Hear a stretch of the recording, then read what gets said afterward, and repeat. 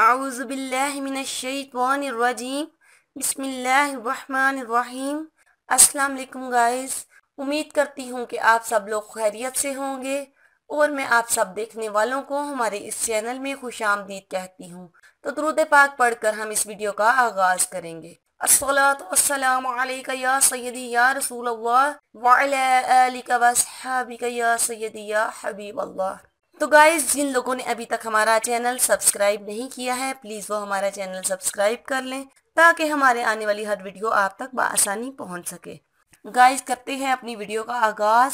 میرا آج کا وظیفہ ان لوگوں کے لیے ہے جن لوگوں کے دل میں بہت بڑے مقصد ہیں لیکن اللہ پاک ان سے ناراض ہیں کسی وجہ سے۔ انسان سارا دن میں کوئی ایسی غلطیاں کر لیتا ہے جس کی وجہ سے اللہ پاک کی ناراضگی ہو جاتی ہے اور اللہ پاک ان لوگوں کی دعائیں قبول نہیں فرماتا۔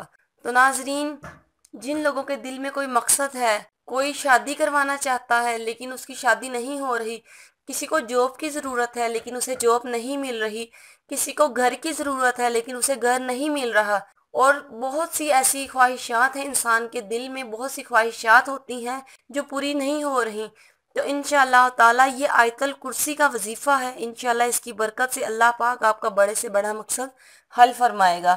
تو وظیفہ کی جو شرط ہے وہ 5 نمازوں کی پابندی ہونا ہے۔ باوضو ہو کر آپ نے 3 دن یہ وظیفہ کرنا ہے، اور جب آپ نے یہ وظیفہ کرنا ہے تو آپ نے اپنے مقصد کو اپنے تصور میں رکھنا ہے اور یہ وظیفہ کرنا ہے۔